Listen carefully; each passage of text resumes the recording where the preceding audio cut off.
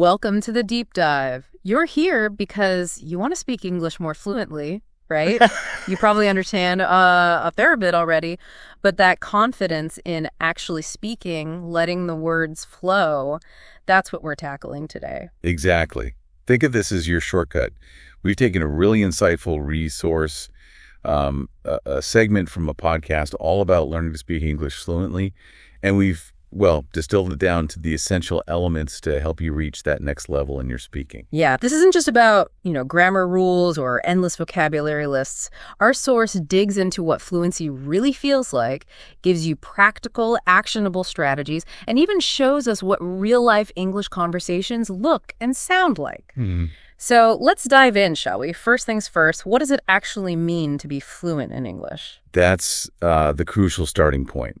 The hosts in our source podcast have a definition that I think really hits the mark. Yeah. They describe fluency as the ability to speak relatively smoothly without, constantly pausing or searching for words. It's about expressing your thoughts and ideas clearly and in a way that feels natural to you, even if you don't know every single word. Right. It's not about some mythical state of perfection where you never make a mistake. That comfort aspect you mentioned is key, isn't it? Absolutely.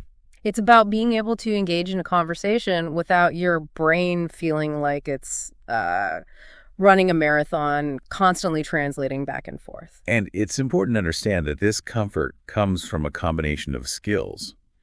Our source emphasizes that consistent listening is just as critical as actually speaking. They really are two sides of the same coin when it comes to developing fluency. Right. You need to be taking in the language just as much as you're putting it out there. Okay, so we have a clear picture of what we're aiming for with fluency. Now, let's get into the really practical stuff. Our source gives us 5 specific tips, things you can start doing, pretty much immediately.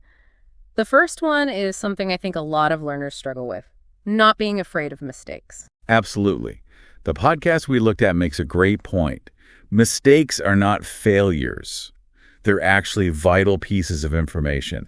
They highlight the areas where you need more practice or maybe a better understanding. Think of it like this.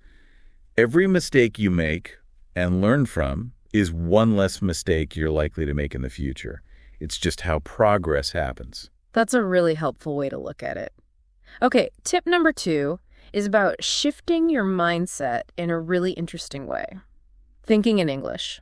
The advice is to start narrating your everyday moments to yourself, but in English. Yeah, like simple things.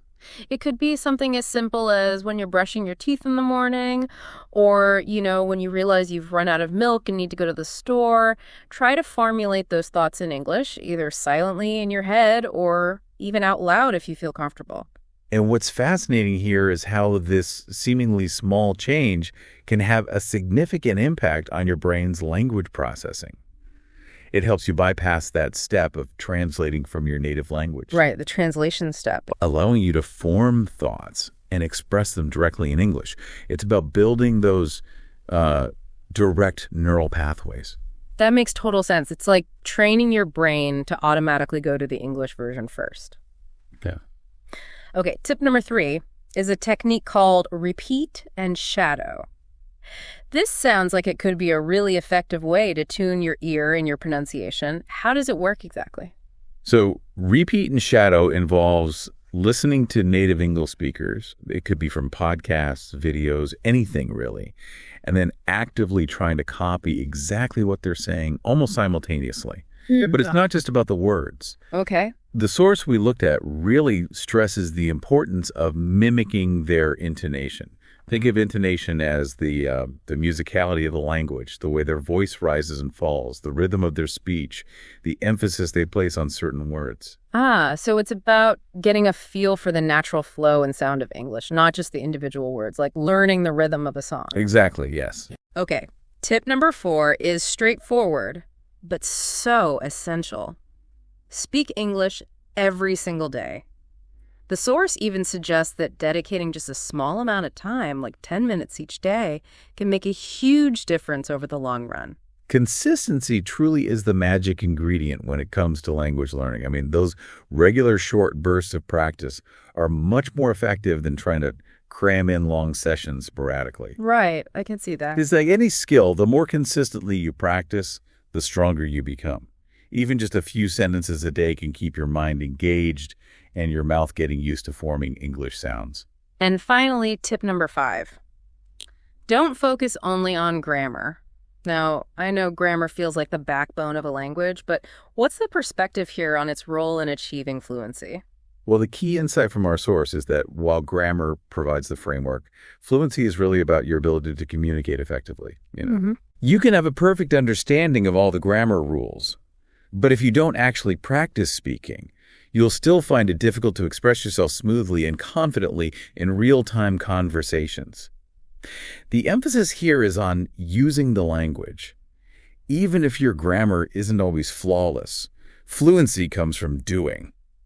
Okay, so we've got these 5 really actionable tips. Now, to see how this all plays out in the real world, our source includes an example of a casual, everyday conversation. It's between 2 friends, Emma and Alex, talking about their mornings. Let's maybe paint a picture of this for everyone. Yeah, this is the kind of informal chat you might have with a colleague at the coffee machine or a friend you bump into on the street.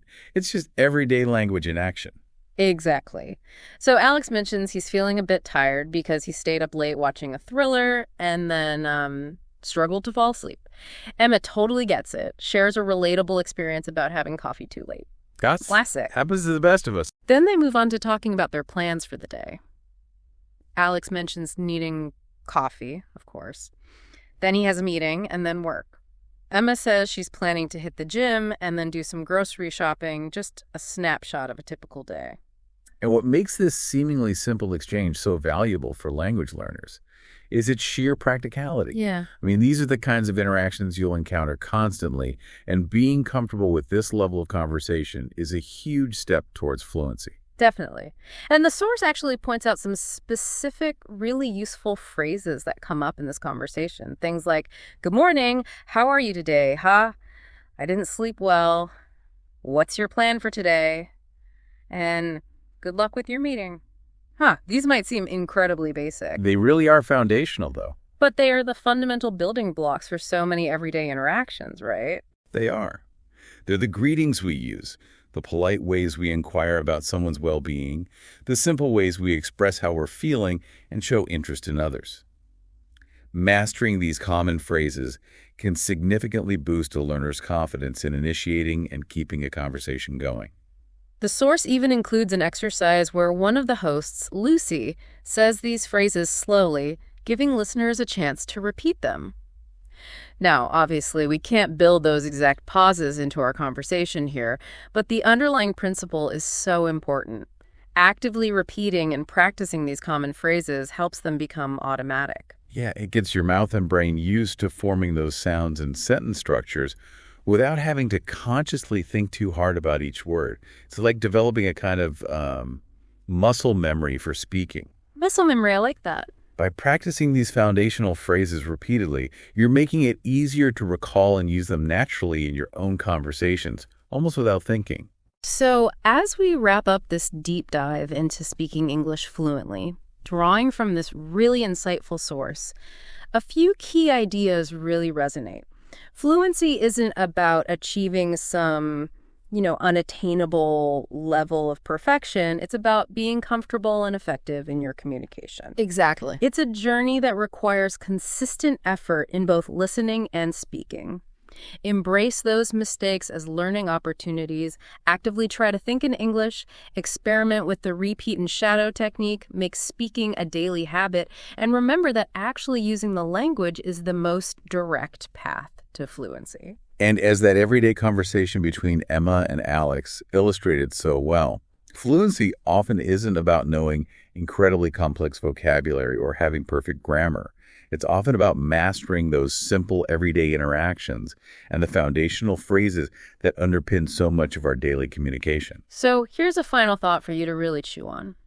Think about your own daily life. Where could you consciously try to weave in that thinking in English technique, maybe even just for a few minutes during your morning routine? And when you're listening to English podcasts or watching English videos, could you try the repeat and shadow method, even if it's just for a sentence or two at a time? Give it a shot. Finally, take a moment to reflect on those simple phrases we highlighted. Good morning, how are you? How often do you hear them, and how comfortable are you using them yourself?